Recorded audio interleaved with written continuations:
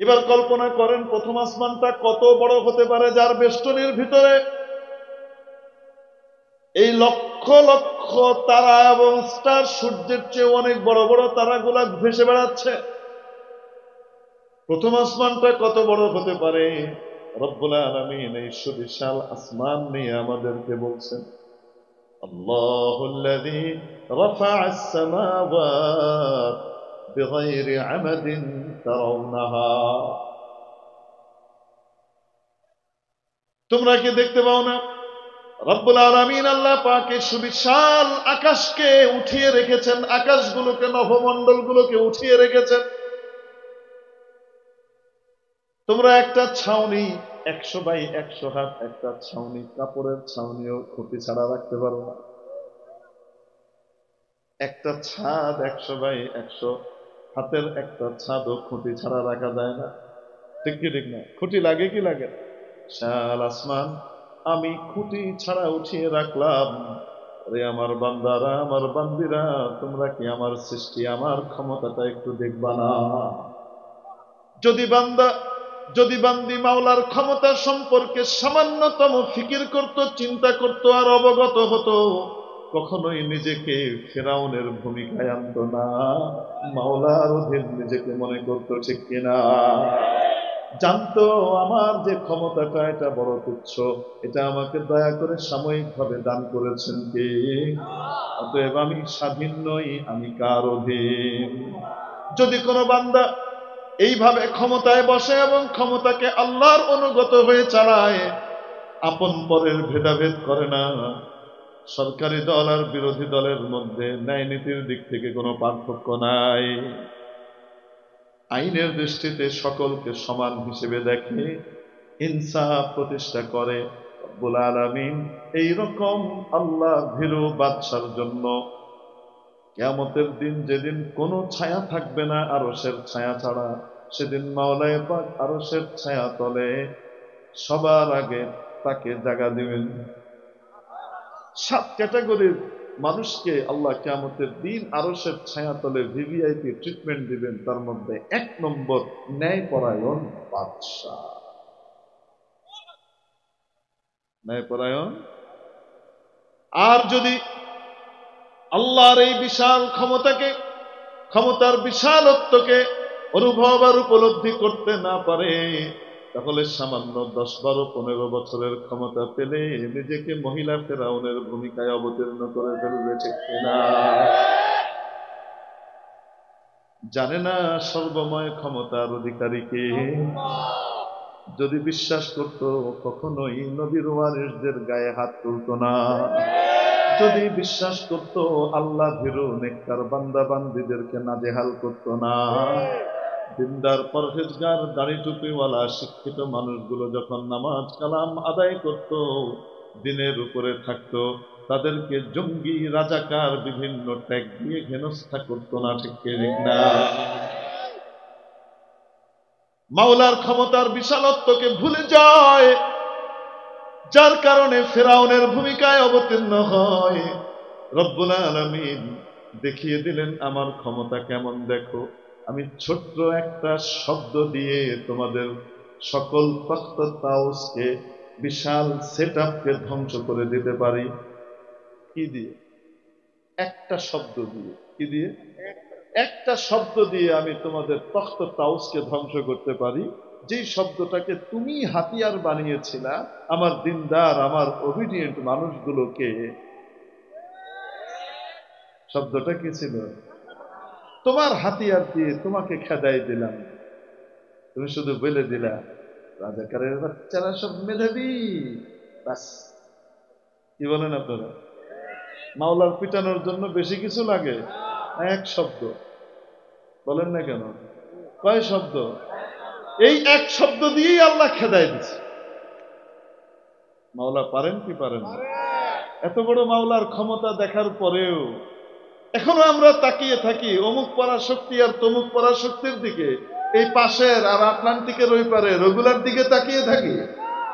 ছি ছি ছি ছি, নির্লজ্জ, স্মৃতিভ্রষ্ট।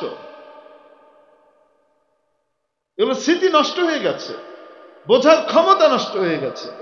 যার কারণে এখনো স্বপ্ন দেখে ভারতের এই গোলামি করে ক্ষমতায় আসবে। কেউ তো ভারতের দিকে তাকিয়ে আছে, কেউ আমেরিকার দিকে তাকিয়ে আছে, কেউ অমুক তমুকের দিকে তাকিয়ে আছে। কেউ ক্ষমতা দেয় না, ক্ষমতা দেন কে? নামান কে? চোখের সামনে দেখিয়ে দিলেন, তারপরেও ভুলে যায়। শুনলাম কোন নাকি প্রস্তাব দিয়েছে, কোন এক দলকে নাকি প্রস্তাব দেয়া হয়েছে ইন্ডিয়ার পক্ষ থেকে, আমাদের ভারতের পক্ষ থেকে, সরি অন্য ভাষায় বলতে হবে, বন্ধু রাষ্ট্রের পক্ষ থেকে। আমাদের অনেক প্রিয় বন্ধু, এজন্য আমাদের যা আছে তার, তার যা আছে সব তার। কিছু দোস্ত আছে না, দোস্তরা কি বলে কথায় কথায়, দোস্ত তোর টাকা মানে আমার টাকা, আমার টাকা মানে তোর টাকা, কয় কি কয় না? তোর টাকা মানে আমার টাকা, আমার টাকা মানে তোর টাকা। এখন দুই দোস্তের ভিতরে কথা হইতেছে, এই দোস্ত বড় অদ্ভুত, যে কয় কি, দোস্ত তোর টাকা মানে তো আমার টাকা, আর আমার টাকা মানে আমার টাকা। বুঝলেন না? তা আমাদের এই বন্ধু এরম বন্ধু আর কি, আরে তোমার দেশের যা আছে ওইটা আমার দেশে, ওইটা আমার, আর আমার যা আছে ওইটাও আমার,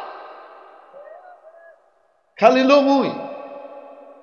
এরম বন্ধু, যাই হোক, হাজার হোক ঘনিষ্ঠ বন্ধু আমাদের, এই জন্য অত্যন্ত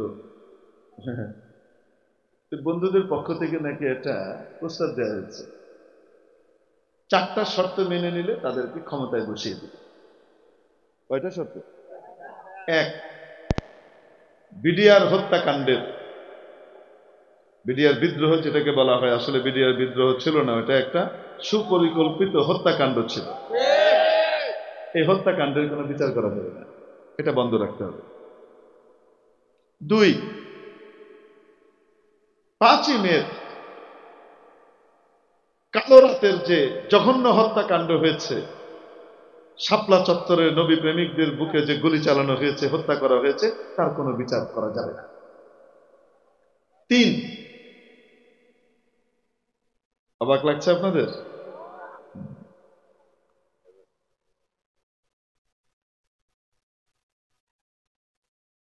বিতাড়িত যে দলটা আছে, যারা এদেশে পাকিস্তানিদেরকে হার মানিয়ে দিয়েছিল মাত্র 20-22 দিনের মধ্যে, হাজার হাজার মানুষকে হত্যা করলো নির্মম ভাবে, শুধু ক্ষমতায় থাকবার জন্য নিজের দেশের মানুষকে হত্যা করলো, হাজার হাজার মানুষকে পঙ্গু বানিয়ে দিল। এই বিতাড়িত দলটাকে নির্বাচনে অংশগ্রহণের সুযোগ দিতে হবে। 4, ওদের সাথে হওয়া যত চুক্তি আছে, চাই আমার দেশের স্বার্থ বিরোধী হোক না কেন, সেই চুক্তিগুলো বহাল রাখতে হবে। কয়টা শর্ত দিয়েছে? 4টা শর্ত দিয়েছে। কি হবে? এটা মানলে তাদেরকে তারা ক্ষমতায় এনে দিবে।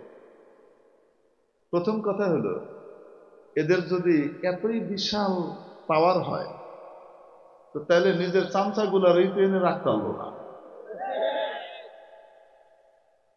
যে নিজের পোষ্য এই গৃহপালিত গুলাকেই এখানে রাখতে পারে নাই, তারা আবার নতুনদেরকে এনে সেই ক্ষমতায় কিভাবে বসাবে? বোঝাইতে পারে নাই। আশা করি এই দলের ভীমরতি হবে না এবং এই সমস্ত বাজে শর্ত মেনে ক্ষমতায় আসার স্বপ্ন দেখবে না। আল্লাহ না করুন, আল্লাহ না করুন, আল্লাহ না করুন, যদি এই পার্টি বা অন্য কোন পার্টি, সে যেই হোক না কেন, যেই নামেই হোক না কেন, এই টাইপের গোলামি মার্কা দেশ বিরোধী, রাষ্ট্র বিরোধী, মানবতা বিরোধী শর্ত কবুল করে গোলামির জিঞ্জির মাথায় নিয়ে এদেশের রাষ্ট্র ক্ষমতায় আসতে চায়, তাহলে সে যে হোক না কেন তাকে আমরা ছুঁড়ে ফেলতে এক মুহূর্ত দেরি করব না।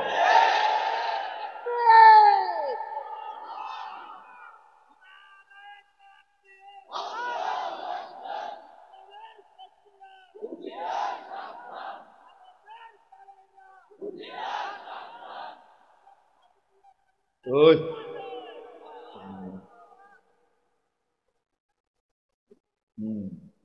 খায়া দেয় কাম নেই। মেরে মুহতারাম দোস্ত, যদি আল্লাহর ক্ষমতার বিষয়টা সামান্যতম কল্পনা করত, তাহলে এই জাতীয় অকর্ম কুকর্ম আর করতে পারত না, ঠিক কিনা? করতো না, কিন্তু আল্লাহর ক্ষমতা সম্পর্কে ধারণাই নেই। বিশাল আসমানটাকে রব্বুল আলামিন কত বিশাল জিনিস সেটাকে তৈরি করে রেখেছেন। মাবুদ বলছেন বিগাইরি আমাদিন, কোন খুঁটি নাই, বিনা খুঁটিতে স্তম্ভে দাঁড় করে উঠিয়ে রাখো। আসমানটা তাহলে কত বড়, প্রথম আসমানটার পরিধি কত বড় হতে পারে কল্পনা করে নেন। এই প্রথম আসমান যেটা আমরা দেখতে পাই, আমরা যেটা দেখি ওটা কিন্তু আসলে আকাশ না। বিজ্ঞানীরা বলেন এটা আমাদের চোখের দৃষ্টির শেষ সীমা। এই যে নীল একটা জিনিস দেখি না, السماء زرقاء ليست السماء زرقاء بس بأعيننا فقط। আমাদের চোখে শুধু আমরা দেখি কি নীল আকাশ, তাই না? এটা আকাশ নয়, এটা আমাদের দৃষ্টির শেষ সীমা, বিজ্ঞানীরা এটা বলে। নতুবা মহাশূন্যের যে কালার, ডার্ক, মহাশূন্য অন্ধকার, মূল কালার হলো অন্ধকার, কালো। মেরে মুহতারাম দোস্ত, তারপরেও ধরে নেন যেটা আমরা দেখি আকাশ হিসেবে, যেটাকে আমরা আকাশ মনে করি, এটাই ধরেন। এটার তুলনায় আপনাদের বাড়িতে মুরগির ডিম আছে না? এই ডিমটা কত বড়? ডিমটাও গোল, আকাশটাও গোল, তাই না? ডিমের তুলনায় আকাশটা কত বড়? 100 গুণ বড় তো নিশ্চয়, 1000 গুণ বড়, 1,00,000 গুণ বড়। কোন হিসাবে দুনিয়ার সমস্ত সুপার কম্পিউটার মিলে ওই গুণটা দেখাইতে পারবে না কত বড়, ঠিক কিনা? এটা ডিমের তুলনায় প্রথম আসমান যেটা আমরা দেখি এটা যত বড় না, এবং আকাশের তুলনায় একটা ডিম যতটুকু ছোট, প্রথম আসমানের তুলনায় দ্বিতীয় আসমানটা যেটা তারও উপরে বেষ্টন করে আছে ওইটা ওই রকম বড়। দ্বিতীয় আসমানের তুলনায় প্রথম আসমানটা একটা পেঁয়াজের মতো, একটা ডিমের মতো। দ্বিতীয় আসমানের উপরে তৃতীয় আসমান, সেটা এত বড় এত বড় এত বড়, ওইটার তুলনায় দ্বিতীয় আসমানটা একটা ডিমের মতো। এইভাবে বাড়তে বাড়তে বাড়তে বাড়তে সপ্তম আসমান, সুবহানাল্লাহ, কল্পনা করেন তাহলে সপ্তম আসমানটা কত বড়। এই বিশাল সৃষ্টিটা কার? আরো আসতে কার? আল্লাহু আকবার, আল্লাহু আকবার। কত বিশাল সৃষ্টি আল্লাহ পাকের। এত বড় সৃষ্টি হওয়ার পরেও রব্বুল আলামিন ওটাকে তৈরি করার জন্য নিজের কুদরতি হাত ব্যবহার করেন নাই, টাচও করেন নাই, শুধু আদেশ দিয়েছেন হও, হয়ে গেছে। ইন্নামা আমরুহু ইযা আরাদা শাইআন আন ইয়াকুলা লাহু কুন ফায়াকুন। মওলা পাকের বিষয় তো এমন, যখন কোনো কিছু করতে উনি ইচ্ছে করেন সাথে সাথে আদেশ করেন আর তা হয়ে যায়। হও বলেন আর হয়ে যায়। আসলে হও শব্দটাও বলার দরকার পড়ে না, মাবুদের ইচ্ছে করলেই হয়ে যায়। ওটাকে বোঝানোর জন্য হও বলেছেন। এই যে কসদার মুলকে ও আম্বাজে নাই, কওলে ওরা লহনে নাই, আওয়াজ নাই। হে চে কসদার মুলকে ও আম্বাজ নাই, কওলে ওরা লহনে নাই, আওয়াজ নাই। মাবুদের কোন বাণী পৌঁছানোর জন্য কোন শব্দ লাগে না, কোন আওয়াজ লাগে না, কোন অক্ষরের মুখাপেক্ষী মাবুদকে হতে হয় না। মানুষের বা অন্য কারো কেউ কথা বোঝানোর জন্য অক্ষর লাগে, শব্দ লাগে, ঠিক আছে? মাবুদের তা লাগে না। আমাদেরকে বোঝাবার জন্য শুধু কোন শব্দটা বলা হয়েছে। বিশাল সৃষ্টি আসমান, জমিন এবং জমিনে যা কিছু আছে, আসমান এবং তার নিচে উপরে যা কিছু আছে, এই সব কিছুকে সৃষ্টি করার সময় মাবুদ নিজের কুদরতি হাত ব্যবহার করেন নাই, কিন্তু যখন একটা সৃষ্টিকে মাওলা বানালেন, এক মাখলুককে যখন তৈরি করতে গেলেন, রব্বুল আলামিন সেই মাখলুককে নিজের কুদরতি হাতের ছোঁয়ায় তৈরি করলেন। খালাকাহুল্লাহু বিয়াদিহি, আমার আপনার আব্বাজান সাইয়্যিদুনা হযরত আদম আলা নবিয়িনা ওয়া আলাইহিস সালাতু ওয়াত তাসলিমকে মাবুদ যখন বানিয়েছেন, তখন নিজ কুদরতি হাতের ছোঁয়া দিয়ে তৈরি করেছেন, নিপুণ করে নিখুঁত করে তৈরি করেছেন। কত সুন্দর সুন্দর সৃষ্টি মাবুদের রয়ে গেছে এই পৃথিবীতেই আমরা দেখতে পাই, ঠিক না? বরফ আচ্ছাদিত পাহাড় চূড়া, তার মধ্যে মানুষ লক্ষ লক্ষ টাকা খরচ করে ওই সমস্ত দেশে যায়, ফিনল্যান্ডে যায়, এখানে ওখানে যায়, কিসের জন্য? স্কি করতে। উপর থেকে কি করবে? বরফের উপর দিয়ে ফু করে দৌড়াবে, এই করবে, এত সুন্দর। নেপালের পোখরা, এখন যদি যান আপনারা, সকালবেলায় যদি হঠাৎ হোটেল থেকে বা কোনো জায়গা থেকে বের হন, তাহলে সামনেই মনে হবে হিমালয়ের উপরে যে বরফ পড়ে আছে, তার উপরে সূর্যের আলো প্রতিফলিত হওয়ার কারণে কি অভূতপূর্ব সৌন্দর্যের সৃষ্টি হয়। হুজুর আপনি গেছেন? না আমি যাইনি। আপনি কোথেকে বললেন? ডক্টর হুমায়ুন আহমেদ সাহেব দেখে লিখেছেন, সেটা পেয়েছি। এবং আমি কল্পনা করছি কেমন হয়। কথার জাদু করছিলেন ভদ্রলোক, কিন্তু এটা এত সুন্দর এত সুন্দর, এটাকে উনি শব্দ এবং ওনার বাক্যের ভিতরে ধরে রাখতে পারেন, এভাবে মানে নিজের এজ অপারগতা প্রকাশ করে দিয়েছেন। এত সুন্দর, এত সুন্দর সুন্দর কত কিছু আল্লাহ বানিয়েছেন, কিন্তু কোনোটাকেই মানুষের চেয়ে সুন্দর বলেন। চারটা বস্তুর কসম খেয়ে বলেছেন, লাকাদ খালাকনাল ইনসানা ফি আহসানি তাকওয়িম, নিশ্চয় আমি মানুষকে সবচেয়ে সুন্দর অবয়ব কাঠামো আর স্ট্রাকচার দিয়ে তৈরি করেছি। মহাবিশ্বের মহাস্রষ্টা আল্লাহ রাব্বুল আলামিন মানুষকে সবচেয়ে সুন্দর সৃষ্টি বললেন, তাহলে বলেন তো দেখি, মানুষের দাম অন্যান্য সৃষ্টির তুলনায় কম না বেশি? যার দাম এত বেশি, সে যখন তার চেয়ে তুচ্ছ বস্তু নিয়ে গর্ব করে, এরকম মানুষকে বুদ্ধিমান বলা যায় না, বোকা। মানুষ তার নিচের জিনিস দিয়ে গর্ব করে না উপরের জিনিস দিয়ে? মানুষের সৃষ্টি কোথায়? 7 আসমানের উপরে। সুবহানাল্লাহ। কোথায়? আমার আপনার আব্বা জান নাম কি? আদমের সাথে বাপের নাম নিতে হয়? হযরত সাইয়্যিদুনা আদম আলা নবিয়িনা ওয়া আলাইহিস সালাতু ওয়াত তাসলিম। তোমার বাবার নাম কি? মক্কেল আলী। তো দেখলেই তো বুঝবে তুমি আদব কায়দা, তুমি শিষ্টাচার শিখে। তোমার আব্বার নাম কি? জনাব মক্কেল আলী। সাথে সাথে বুঝবে আদব কায়দা শিখেছে।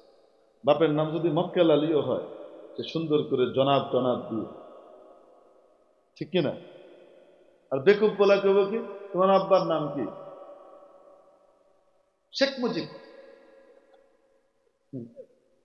শেখ মুজিবুর রহমান, এত সুন্দর একটা নামকে সে শুধু শেখ মুজিব বলার কারণে বোঝা যাবে যে পুত্রটা আসলে আদব বলা না, বেয়াদব টাইপের। ঠিক কি ঠিক না? না, উদাহরণ দিয়ে বুঝাইলাম আর কি। কারো বাপের নাম মক্কেল আলী হইলেও সে যদি সুন্দর করে বলে, আমার আব্বার নাম এখানকার বিশিষ্ট একজন বিদ্যানুরাগী এবং বিশিষ্ট দানবীর জনাব মক্কেল আলী, তাহলে মানুষ বুঝবে যে না, ছেলেটার কি আছে।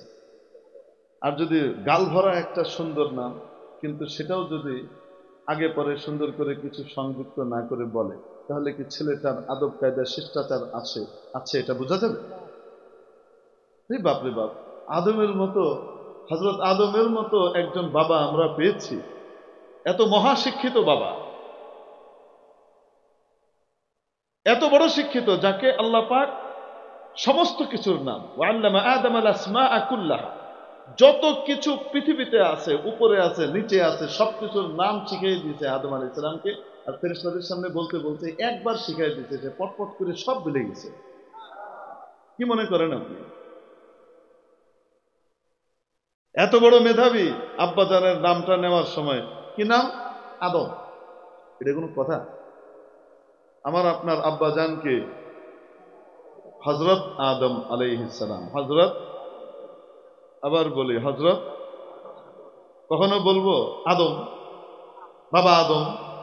এটা কোনো কথা হলো? কেন বলবো হযরত আদম?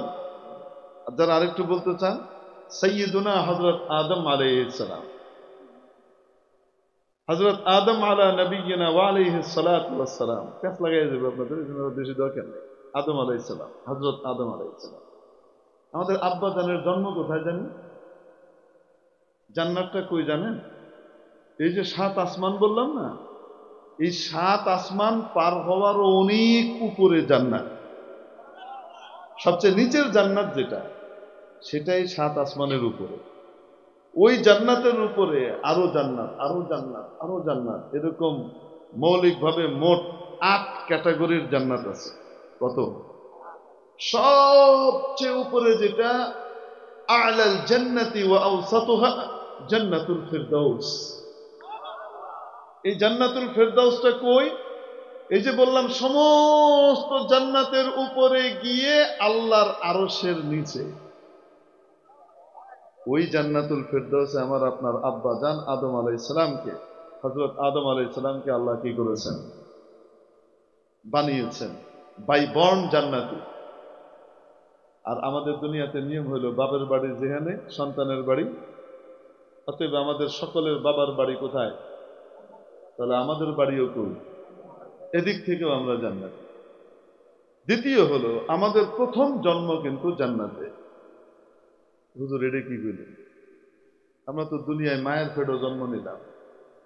আচ্ছা, মায়ের পেটে জন্ম নেওয়ার পরে দুনিয়াতে আসলাম, আসার পরে যখন মারা গেলাম, মারা যাওয়ার পরে কবরেই তো গেছি গা, নাকি রুহটা অন্য কোথাও গেছে? অন্য কেন? তাহলে বোঝা গেল আসল মানুষ শরীরটা না, আসল মানুষ রূহ। সে ইন্তেকাল করেছে, স্থানান্তরিত হয়ে অন্য জগতে গিয়েছে। সেই জগৎ থেকে সে যাবে হাসরের ময়দানে, হাসরের ময়দান থেকে সে যাবে বাবার বাড়ি জান্নাতে, অথবা আল্লাহ না করুক পোড়া কপাল হইলে জাহান্নামে। এই যে আমাদের প্রথম জন্ম, সেটা কোথায় হয়েছে? জান্নাতে। আল্লাহ পাক আমাদের আব্বাজান হযরত সাইয়্যিদুনা আদম আলা নবিয়িনা আলাইহিস সালাতু ওয়াস সালামের পিঠের উপরে দক্ষিণ হস্ত রাখলেন, দ্যাটস মিন ওনার বরকতের স্পর্শ দিলেন। এটাতে ওনার পেছনের মেরুদণ্ডের নিচ দিয়ে, মেরুদণ্ডের ভেতর থেকে বিড়বিড় বিড়বিড় করে লক্ষ লক্ষ লক্ষ লক্ষ কোটি কোটি কোটি কোটি কোটি কোটি বিন্দু বিন্দু ছোট ছোট ছোট ছোট কি যেন বেরোচ্ছে। মানে এত ক্ষুদ্র, চোখে দেখা যায় না। একটা বালি এখানে তো আছে, বালি চোখে দেখা যায়? একটা বালি, দুটো বালি এখানে পড়ে আছে, চোখে দেখতে পাবেন। কিন্তু যখন হাজার হাজার বালির কণা হবে, তখন দেখা যায় কি যায় না। এর চেয়ে সূক্ষ্ম সাদা সাদা কি যেন বের হচ্ছে, বের হচ্ছে, বিন্দু বিন্দু বিন্দু বিন্দু বিন্দু বিন্দু বের হয়ে ওনার ডান পাশে পাহাড়ের মতো হয়ে গেছে। সুবহানাল্লাহ। আদম আলাইহিস সালাম দেখেন খাইছে রে, আমার হাতের 3.5 একটা বডির ভিতর দিয়ে কি বেরিয়ে। এরপরে আল্লাহ পাক বাম হাত রাখলেন ওনার পিঠে। মুফাসসিরিন ইকরাম, মুহাদ্দিসিন ইকরাম এটার যে সহি অর্থ লিখেছেন সেটা হলো বেবরকতের স্পর্শ দিলেন। এইবার যা বেরোলো এগুলা দেখতে কালা কালা, এগুলা বের হয়ে ডান দিকের চাইতে বাম দিকের গুলা আরো অনেক গুণ বেশি। উনি বিস্মিত হয়ে একবার এদিক তাকান, একবার এদিক তাকান, এগুলো কি? আল্লাহ পাক বললেন, যুররিয়াতুকা ইয়া আদম, আদম এগুলো তোমার ছেলে পেলে, তোমার সন্তানাদি। তাহলে প্রথম জন্মটা আমাদের কোথায়? আল্লাহ যে ডান দিক আর বাম দিক, সাদা আর কালো, এগুলো কি? এগুলো হলো পোড়া কপালের, যেগুলো বামপন্থী। এগুলো বামে যেগুলো, এগুলো পোড়া কপালে। তোমার আমার দেওয়া যে মত ও পথ থাকবে সেখান থেকে এরা বিচ্যুত হবে, তাই তারা জাহান্নামে যাবে। আর ডান দিকের যেগুলো শুভ্র সাদা দেখছো, এরা তোমার নীতির উপরে, আমার দেওয়া নীতির উপরে অটল থাকবে, বহাল থাকবে, তাই তারা তোমার সন্তান হিসেবে তোমার বাড়ি জান্নাতের ভাগীদার হবে। সুবহানাল্লাহ। তো আমাদের প্রথম জন্মটা কোথায়? তারপরে সেখান থেকে এসেছি, আল্লাহ পাঠিয়ে দিলেন রূহ জগতে। সেখান থেকে আল্লাহ পাক পাঠালেন মায়ের পেটের জগতে, উদর জগতে। সেখান থেকে আমরা আসলাম এই বিশ্ব জগতে। তাহলে আমাদের জন্ম কি এই পৃথিবীতে, নাকি আমাদের প্রথম জন্ম 7 আসমানের উপরে, সমস্ত জান্নাতের উপরে, আরশের নিচে? সুবহানাল্লাহ। যার জন্ম এত উপরে, সে তার নিচের মঙ্গল গ্রহ যাওয়া আর চাঁদে যাওয়া এটা নিয়ে গর্ব করে? এগুলো নিয়ে যে গর্ব করে, সে তো নিজের পরিচয়টাই জানে না সে কত বড়। যদি নিজের পরিচয় জানতো, তার চেয়ে তুচ্ছ জিনিস নিয়ে গর্ব করত না, তার চেয়ে উপরের কোনো কিছু নিয়ে গর্ব করত, ঠিক না? कीमते हर चीज रादानी के चीज कीमते खुद रानादानी अहमक़े। आरिफ रूमी रहमतुल्लाह अलैहि, दार्शनिक जलालुद्दीन रूमी रहमतुल्लाह अलैहि বলেন, कीमते हर चीज रादानी के चीज कीमते खुद रानादानी अहमक़े। আরে দুনিয়ার সমস্ত বস্তু আর জিনিসের দাম বুঝলা, সোনার দাম, রূপার দাম, ইউরেনিয়ামের দাম, হীরার দাম, মুক্তার দাম ইত্যাদি সবকিছুর দাম বুঝলা, শুধুমাত্র নিজের দামটাই বুঝলা না রে আহমক। তোমার চাইতে বড় বেকুবার কে আসে? তোমার জন্ম তো জান্নাতে, তোমার চেয়ে সুন্দর সৃষ্টি গোটা সৃষ্টিকুলের মধ্যে রব্বুল আলামিন আর করেন নাই, ঠিক কিনা? তোমার জাতকে সবচেয়ে সেরা সুন্দর অবয়ব আর আকৃতি মাবুদ দান করলেন, এত উপরে জন্ম দিলেন। অতএব তোমার গর্ব যদি করতে হয়, তারও উপরে কোনো কিছু দিয়ে করতে হবে, ঠিক কিনা? এজন্য মেরে মুহতারাম দোস্ত, তারও উপরে আর কি আছে? তার উপরে তো আল্লাহ আছে। কিন্তু আল্লাহকে কি ধরা যাবে? আল্লাহকে নেওয়া যাবে?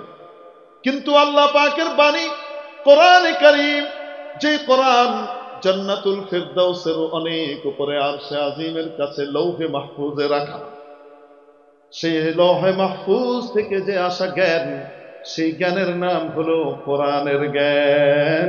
দুনিয়াতে কোনো মানুষ যদি কোনো কিছু দিয়ে গর্ব করতে পারে, তাহলে তার কোরআন নিয়েই গর্ব করা সাজে, অন্য কিছু দিয়ে গর্ব করা সাজে না।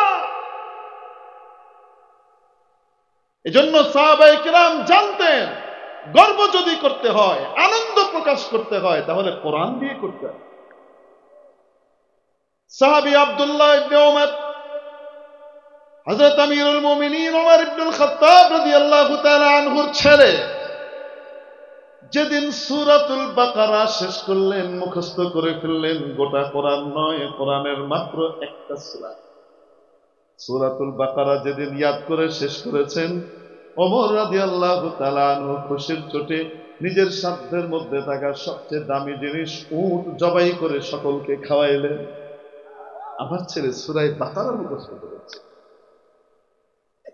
আরে কোরআনের 10 ভাগের 1 ভাগও না, কিন্তু অতটুকু মুখস্থ করেছে, তাই খুশির চোটে উট জবাই করে সবাইকে খাইয়েছে। সুবহানাল্লাহ বলেন। কেন? জানতেন গর্ব করার মতো যদি কিছু থাকে তো সে কোরআন। আমার বাচ্চার হৃদয়ের ভিতরে আল্লাহর কালাম আর বাণী, লৌহে মাহফুজ থেকে আসা জিনিস ঢুকেছে, এটা চারটিখানি কথা নয়। এটার কারণে তার মর্যাদা তো আল্লাহু আকবার, উপর থেকে কোরআন তাকে টেনে জান্নাতের দিকে নিয়ে যায়, সে তো উপরে চলে যাচ্ছে, তার সাথে সম্পর্ক হয়ে যাচ্ছে। কোরআন আল্লাহর জাতি সিফাত, সেই সিফাতের প্রতিবিম্ব যখন বান্দার হৃদয়ের ভিতরে, হার্টের মধ্যে, কলবের মধ্যে এসে ঢুকে, তখন তার সম্পর্ক ডাইরেক্ট আরশের মালিক আল্লাহর সাথে হয়ে যায়। এজন্য মাবুদ বলেন, কুল বিফাদলিল্লাহ ওয়া বিরহমাতিহি ফাবিযালিকা ফালইফরাহু হুয়া খায়রুম মিম্মা ইয়াজমাউন। কুল বিফাদলিল্লাহ, ও নবী আপনি বলে দেন, এই কোরআনের জ্ঞান, কোরআনের মাওলা পাকের একান্ত অনুগ্রহে এবং মাওলার বিশেষ দয়া আর রহমতেই কেউ লাভ করতে পারে। মানুষ যদি গর্ব করতে চায়, আনন্দ ফুর্তি প্রকাশ করতে চায়, তাহলে যেন এই কোরআন নিয়েই সে মেতে থাকে। ফাবিযালিকা ফালইফরাহু, তাহলে যেন এই কোরআন নিয়ে সে গর্ব করে আর খুশি হয়, এটার মধ্যেই যেন সে আনন্দ খুঁজে পায়। হুয়া খায়রুম মিম্মা ইয়াজমাউন, কারণ এই কোরআন, এটি তারা যা কিছু অর্জন করে, জোগাড় জড়ো করে, ক্ষমতা হোক, অর্থ হোক, বৃত্ত হোক, বৈভব হোক, জ্ঞান হোক, বিদ্যা হোক, বিজ্ঞান হোক, এটা হোক আর ওটা হোক, যাই তারা অর্জন করুক না কেন, তার চেয়ে অনেক সেরা এবং শ্রেষ্ঠ, অনেক শ্রেষ্ঠ। মানুষের চেয়ে উপরে যদি কিছু থাকে তাহলে সেটা কোরআন। অতএব সর্বোচ্চ শ্রেষ্ঠ সৃষ্টি মানুষ গল্প করতে পারে শুধু কোরআন। মেরে মুহতারাম দোস্ত, আজিজ ও বুজুর্গ, এই কোরআনের শিক্ষা শুধু আমাদের ছেলেদের জন্যই না, মেয়েদের জন্য দরকার। যদি কোরআনী শিক্ষায় আমাদের মেয়েদেরকে, কন্যাদেরকে আমরা সত্যিকারে শিক্ষিতা বানাতে পারতাম, তাদেরকে যদি কোরআনের আলোয় আলোকিত করতে পারতাম, তাহলে গোটা পৃথিবীর সমস্ত অশান্তি, কষ্ট সব দূর হয়ে যেত। আমাদের বাড়িগুলা জাহান্নামের এক একটা কারখানা হইতো না। খালি আসে না, হুজুর বউয়ের কথা শুনে না, হুজুর বউয়ে জারি মারে, এই খালি চিল্লায়, যে খারাপ ব্যবহার করি, এটা তো তার দোষ না, তাকে তো কোরআনের আলোয় আলোকিত করা হয়নি। যদি কোরআনের আলোয় আলোকিত করা হতো, তাহলে নবীজির যুগের স্ত্রীদেরকে দেখো, নবীজির যুগের মাদেরকে দেখো, কোরআনের আলোয় আলোকিত মা, আলোকিত স্ত্রী। লিল্লাহি তাকবীর, এত এত ভালো, এত ভালো, এত ভালো, তাদের মতো স্ত্রী দুনিয়াতে আর খুঁজে পাওয়া যাবে না, ঠিক কিনা? মাওলানা পাক ইরশাদ করেন কোরআনে কারিমে, স্ত্রীর মূল কাজ হলো স্বামীর মনে আনন্দ দেওয়া, তার মনটাকে খুশি রাখা, তার মনের তৃপ্তি যোগানো। এটা কে বলেছেন? মোল্লা না আল্লাহ? লিতাসকুনু ইলাইহা, তোমাদের স্ত্রীকে তোমাদের মধ্য থেকে আল্লাহ বানিয়েছেন যেন ওখানে গেলে তোমরা প্রশান্তি লাভ করো। হুজুর ঘরে ঢুকলেই তো লবণ নাই, মরিচ নাই, এই নাই, এই নাই, যে ওয়াজ শুরু হয়, বাইরে থেকে আইছিলাম আবার বাইরে যেতে মন চায় কেন? সমস্যা হলো তাকে আমি দিন শিখাই নাই, তরবিয়ত দেই নাই। যদি দিতাম, সাহাবায়ে কেরামের স্ত্রীরা কেমন ছিল দেখেন। হযরত আনাস রাদিয়াল্লাহু তাআলা আনহু আম্মা ছিলেন উম্মে সুলাইম। আনাস রাদিয়াল্লাহু তাআলা তখন ছোট, নবীজির খেদমত করেন, আর হযরত উম্মে সুলাইম নবীজির বাড়ির আম্মা জানদের কাজে সহায়তা করতেন, এগিয়ে দিতেন, ফ্যামিলি মেম্বারের মতো ছিল। হযরত উম্মে সুলাইম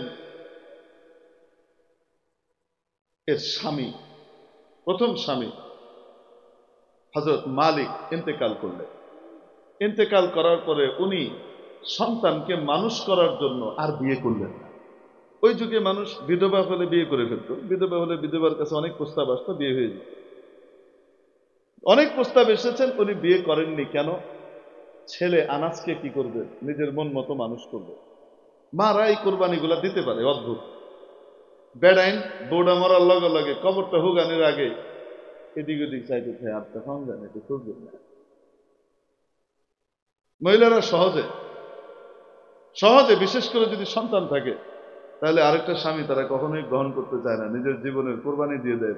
এটা আল্লাহ পাক তাদেরকে দিয়েছেন। এই সত্যকে অস্বীকার করলে নেমক হারামি হবে। অবাস্তব না বাস্তব? এটা ওনারা পারে।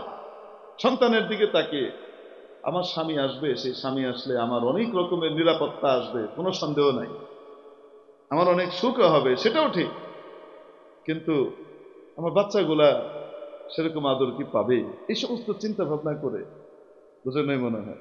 আর দ্বিতীয় স্বামী তারা সাধারণত গ্রহণ করেন না, আমাদের বাংলাদেশের কথা বলছি। তো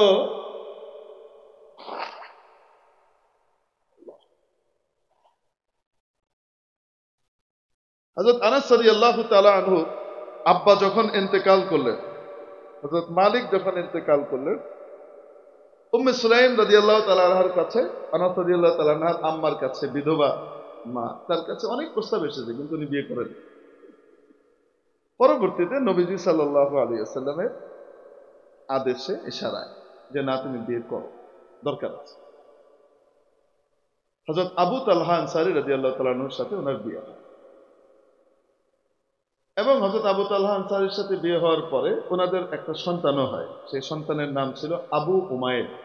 আবু উমাইর, এই আবু উমাইরকেও রাসূল সাল্লাল্লাহু আলাইহি ওয়াসাল্লাম খুব পছন্দ করতেন, যেহেতু উম্মে সুলাইমের বেটা, আবার প্রিয় আবু তালহারও বেটা। নবীজি এই বাচ্চাটাকে খুব আদরও করতেন, আবার আদর করে বাচ্চাদের সাথে রসিকতা করে না মুরব্বীরা, ওটাও করতেন। এই আবু উমাইরের এক ছোট্ট পাখি ছিল, লাল পাখি। লাল রঙের পাখি পাওয়া তো বড় কঠিন, তাও আরবে লাল রঙের টুকটুকে সুন্দর পাখি। এই পাখি সে পুষত। পাখি নিয়ে তার বিশাল খেলাধুলার বিষয় ছিল। ছোট বাচ্চা, তার উপরে লাল পাখি, কঠিনভাবে এক্সাইটেড। একদিন হঠাৎ এই পাখিটা মরে গেছে। বলেন তো দেখি, বাচ্চাটার মনের কি অবস্থা? তার কান্নাকাটি বন্ধ হচ্ছে না, সে কেঁদেই যাচ্ছে। যখনই মনে হয় তার পাখির কথা, সে কাঁদে। ওই পাখিটার নাম আবু উমাইর দিয়ে রেখেছিলেন নুগাইর। কি নাম?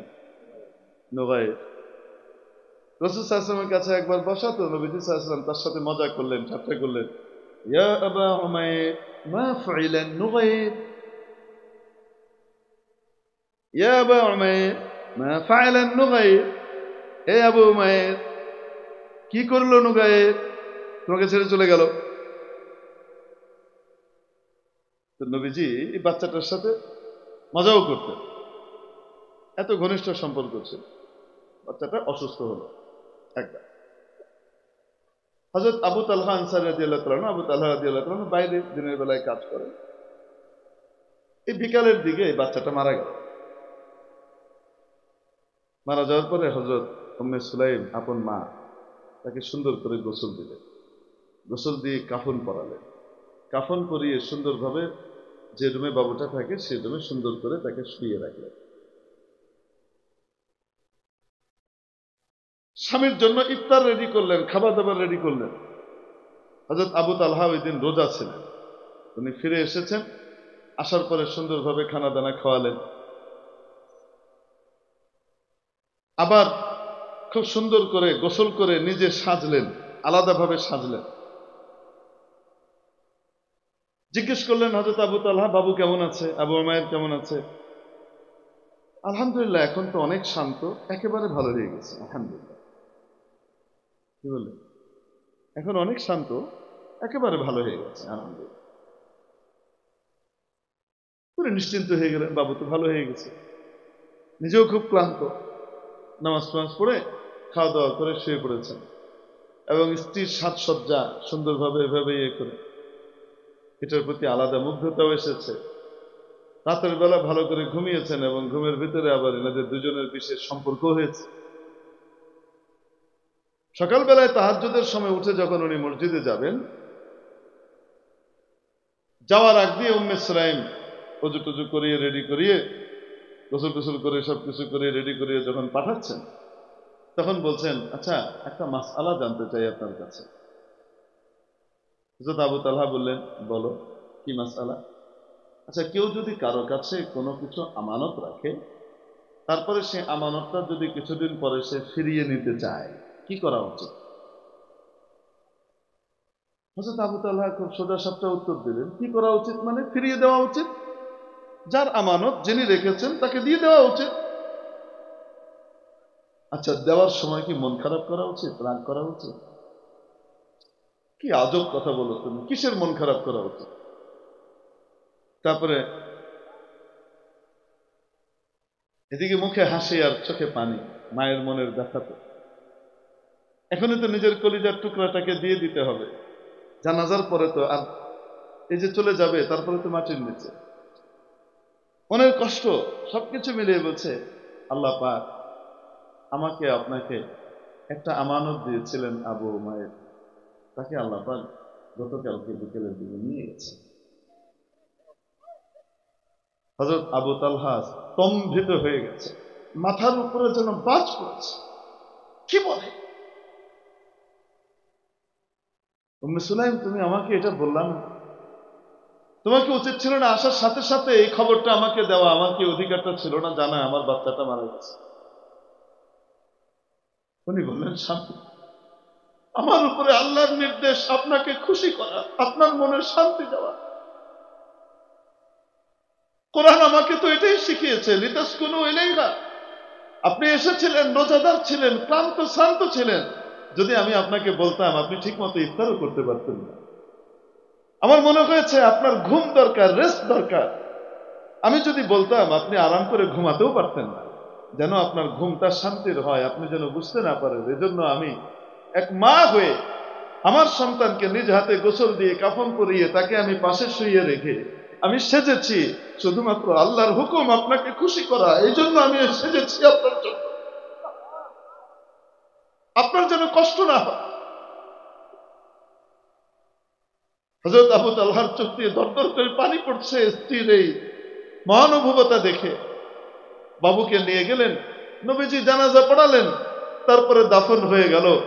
নবীজি সাল্লাল্লাহু আলাইহি সাল্লাম ঘটনা জানলেন, জানার পরে বললেন, ইনশাআল্লাহ আজকে রাতে তোমাদের এই সম্পর্কের ভিতরে আল্লাহ পাক বিশেষ কিছু খায়ের আর কল্যাণ দিবেন। আনসারী সাহাবী যিনি এই হাদিস বর্ণনা করেন, সে সাহাবী বলেন, নিজের চোখে দেখেছি আল্লাহ পাক ওই রাত্রের মিলনের বরকতে আবু তালহা এবং উম্মে সুলাইমের গর্ভে, আবু তালহা রৌরসে আর উম্মে সুলাইমের গর্ভে এক সন্তান দান করেছিলেন। সেই সন্তানের নাম ছিল আব্দুল্লাহ। আব্দুল্লাহ বিন আবি তালহার জন্ম হয় এবং এই আব্দুল্লাহ বিন আবি তালহা তার থেকে 9টা বাচ্চা হয়েছিল। 9 জনই কোরআন এবং হাদিসের বড় আলিম ছিল। এরা প্রত্যেকেই বড় বড় আলিম হয়েছে। মেরে মুহতারাম দোস্ত, এই রকম স্ত্রী তৈরি করতে হলে, এই রকম নারী তৈরি করতে হলে অন্যান্য প্রতিষ্ঠানে পাবেন না যেখানে বলে সম অধিকার, তুমি আবার কে, এই টাইপের শিক্ষা যেখানে দেওয়া হয় সেখানে এই নারী এই মা পয়দা হবে না। এরকম স্ত্রী, এরকম নারী, এরকম মা পয়দা করতে হলে কোরআনী শিক্ষার আলোয় আলোকিত করতে হবে, আর সেই মাদ্রাসায় পাঠাতে হবে। এখানকার রওদাতুল বানাত মহিলা মাদ্রাসা আপনাদের এলাকার জন্য একটি গোল্ডেন অপরচুনিটি নিয়ে এসেছে। আপনাদের বাবুদেরকে এরকম দিনদার, পরহেজগার, এরকম মা, এরকম বোন তৈরি করবার জন্য আমরা প্রস্তুত আছি তো ইনশাআল্লাহ? কে কে নিজেদের বাচ্চাদেরকে মাদ্রাসায় দিয়ে ইনশাআল্লাহ দিন শিখাবো? লিল্লাহি তাকবীর। আল্লাহ কবুল করেন, আমিন। এটাই গর্বের। এই কোরআন নিয়ে যখন সে বড় হবে তার ইজ্জতের দায়িত্ব কার? আল্লাহ। অন্য কিছু তার আসলো কি আসলো না, এবিসিডি এই পারে কি পারে না, তা বড় নয়। বড় তো হলো তার কাছে কোরআন আছে না নাই, কোরআনের শিক্ষা দীক্ষা আছে না নাই। হ্যাঁ, আমাদের মাদ্রাসাগুলোতে আলহামদুলিল্লাহ পর্যাপ্ত পরিমাণে যতটুকু দরকার প্রয়োজন মাফিক বাংলা, ইংরেজি, অঙ্ক, ভূগোল, বিজ্ঞান এগুলোও আছে। আপনারা জানেন না, এগুলোও আল্লাহর রহমতে আছে। জন্য আমাদের বাচ্চাদেরকে দিন শিখাবো তো ইনশাআল্লাহ। গর্বই যদি করতে হয় তাহলে কি দিয়ে গর্ব হবে? কোরআন দিয়ে গর্ব হবে। আল্লাহ পাক আমাদেরকে কবুল করেন। আখিরু দাওয়ানা আলহামদুলিল্লাহি রাব্বিল আলামিন। আসসালামু আলাইকুম ওয়া রাহমাতুল্লাহি ওয়া বারাকাতুহু।